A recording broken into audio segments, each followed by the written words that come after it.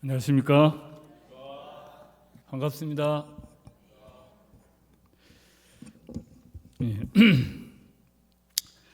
저와 여러분이 오늘 볼 말씀은 여호수아 20장 1절에서 9절입니다. 요절 말씀 여호수아 20장 2절 3절이 있고 제가 기도하고 말씀 보겠습니다.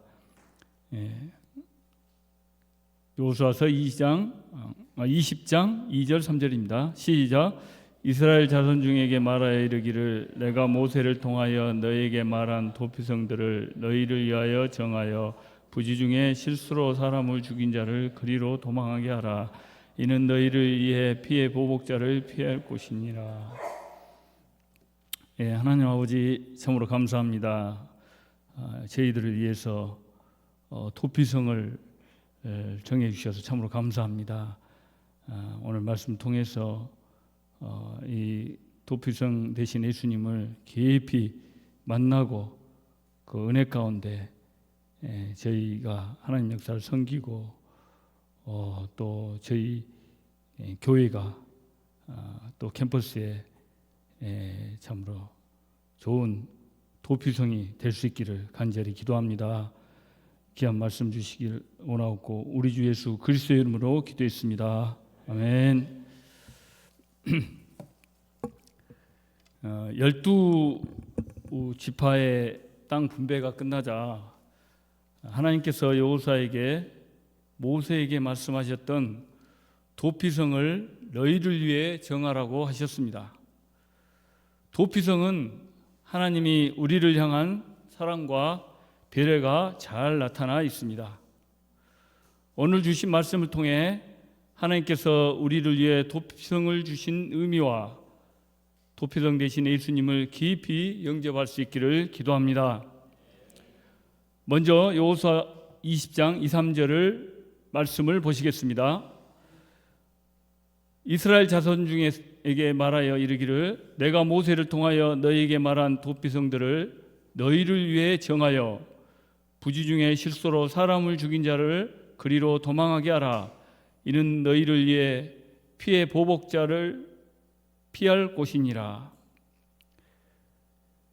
민수기 35장 9절에서 15절에서 15절에서 하나님은 이미 모세에게 가나안 땅에 들어가거든 도피성을 정하여 부지 중 살인한 자가 그리로 피하게 하라고 말씀하셨습니다. 이제 여호수아가 가나안을 정복하고 땅 분배가 끝나자 제일 먼저 도피성을 정하도록 하신 것입니다. 부지 중에 즉 고의가 아닌 실수로 사람을 죽게 하였을 경우에는 피해 보복을 받지 않도록 도피처를 주신 것입니다. 하나님은 십계명을 통해 살인하지 말라고 하셨습니다. 살인하는 자는 반드시 죽이라고 하셨습니다. 그 이유는 민수기 35장 33절에 잘 나타나 있습니다. 너희는 너희가 거주하는 땅을 더럽히지 말라. 피는 땅을 더럽히나니 피 흘림을 받은 땅은 그 피를 흘리게 한 자가 아니면 속함을 받을 수 없느니라. 하나님은 너희가 거주하는 땅이 피 흘림으로 더럽히지 말도록 하셨습니다. 이스라엘 백성은 가나안에 들어오기까지 많은 전쟁을 치르며 살인을 많이 하였습니다. 그러나 하나님의 약속의 땅에서는 하나님과 함께 하시는 거룩한 백성답게 살도록 하신 것입니다. 살인 문제를 엄하게 다스려 하나님의 공동체가 깨지지 않고 잘 유지되도록 하신 것입니다. 그래서 살인죄를 범한 자, 피를 흘리게 한 자를 반드시 죽이도록 하셨습니다. 그런데 사람끼리 살다 보면 부지 중에 실수로 사람을 죽게 하는 일이 발생하지 않을 수 없습니다. 실수로 사람을 죽게 했지만 사람을 죽인 건 사실입니다. 그렇기 때문에 피를 흘리게 한 자에게는 피의 보복이 있게 됩니다. 그러나 하나님은 이러한 피의 보복 속에서도 우리를 위하여 실수한 자에게 살 길인 도피성을 정해서 주신 것입니다. 하나님은 어떻게 하든지 우리가 죽음을 면하길 원하십니다. 그래서 살인죄를 철저하게 다루시고 죽이도록 하여 사람을 죽이는 일이 없도록 하셨지만, 부지 중에 실수로 사람을 죽인 자는 도피성으로 도망하게 하여 피의 보복자로부터 보호를 받도록 하셨습니다. 창세기 4장 12, 14절을 보면 인류의 최초의 살인 사건이 나옵니다.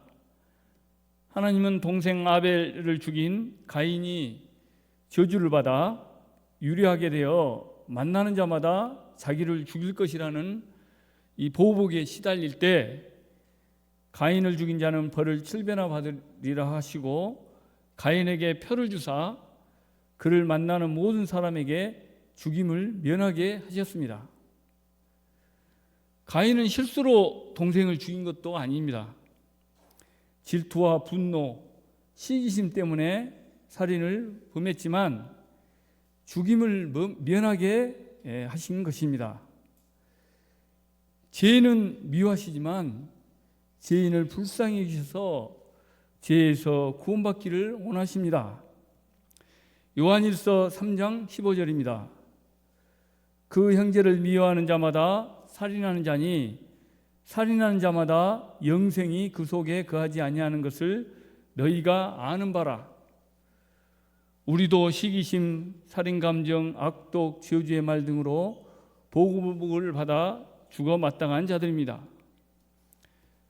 문제가 드러나지는 않지만 피해를 받아 정신적으로 고통을 겪는 자들도 있고 견디다 못해 자살하는 사람도 있습니다.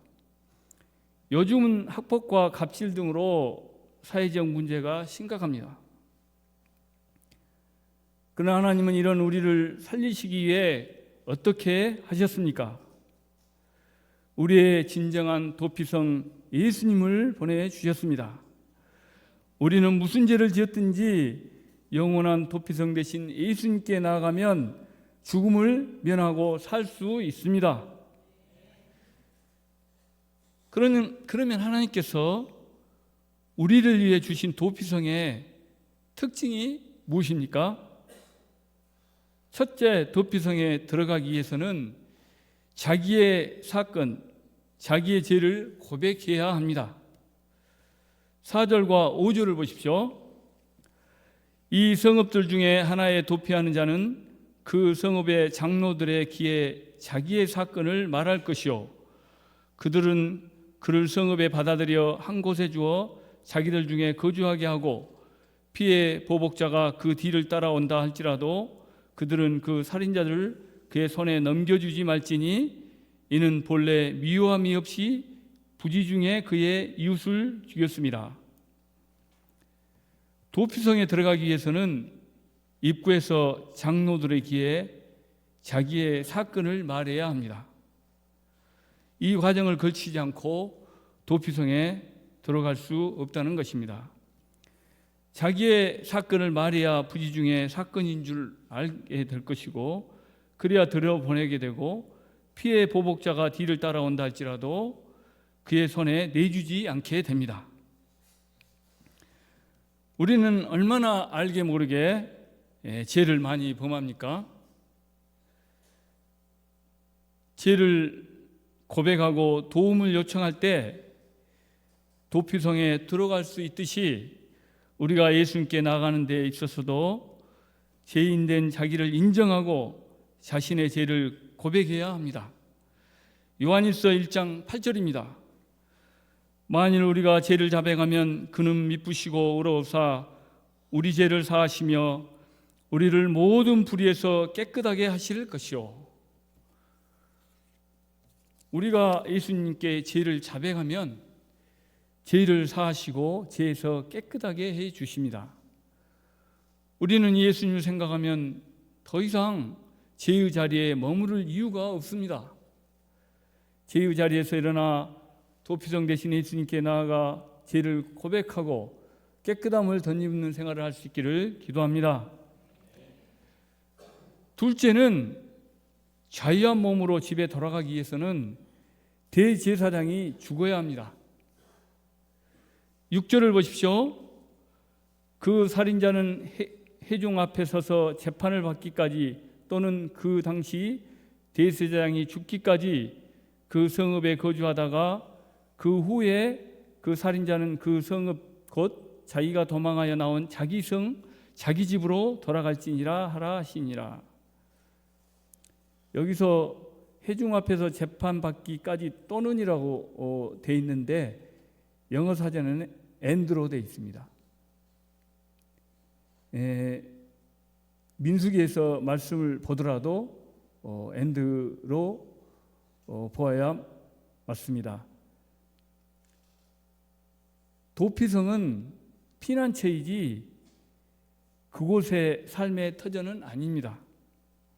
그래서 하나님은 공의에 따라 대제사장이 죽어야 자유의 몸이 되어 집으로 돌아갈 수 있도록 하셨습니다.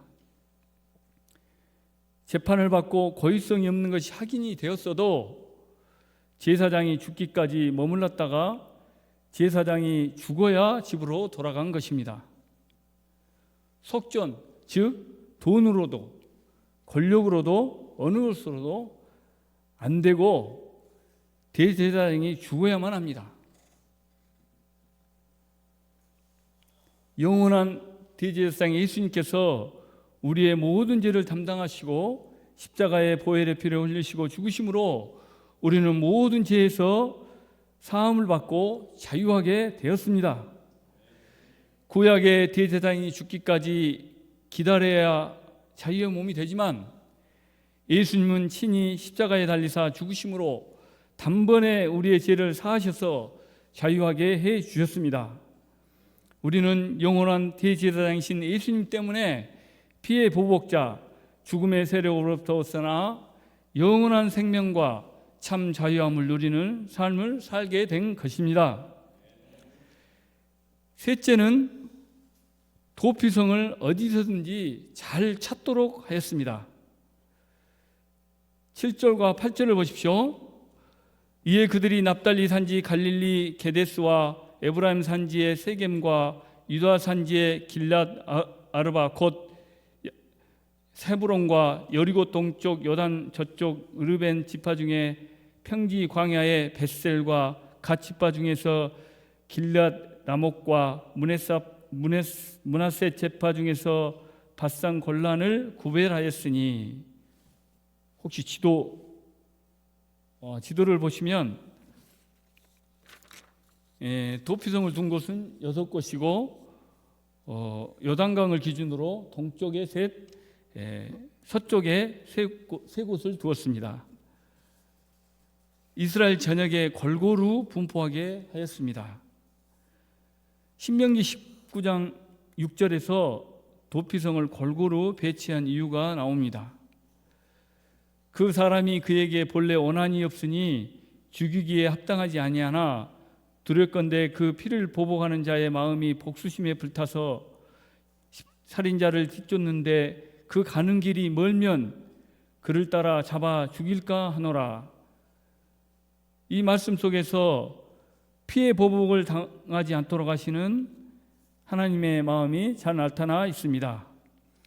그래서 거리가 멀어서 잡히지 않도록 어디서나 하루 안에 들어갈 수 있도록 하고 표지판도 잘 보이게 설치하고 길도 넓게 하여 잘 찾아오도록 구별하여 두었습니다. 우리의 도피성 대신 예수님께 나가는 길도 멀고 복잡하지 않습니다. 돈이나 지식이 필요한 것도 아닙니다. 그래서 우리는 도피성 대신 예수님께 언제 어디서나 누구나 지금 바로 나아갈 수 있습니다. 우리가 연약하고 부족하여 죄에 자주 넘어지고 죽음의 세력에 잡힐지라도 가까이 계시고 누구도 받아주시는 예수님께 나아가야 하겠습니다.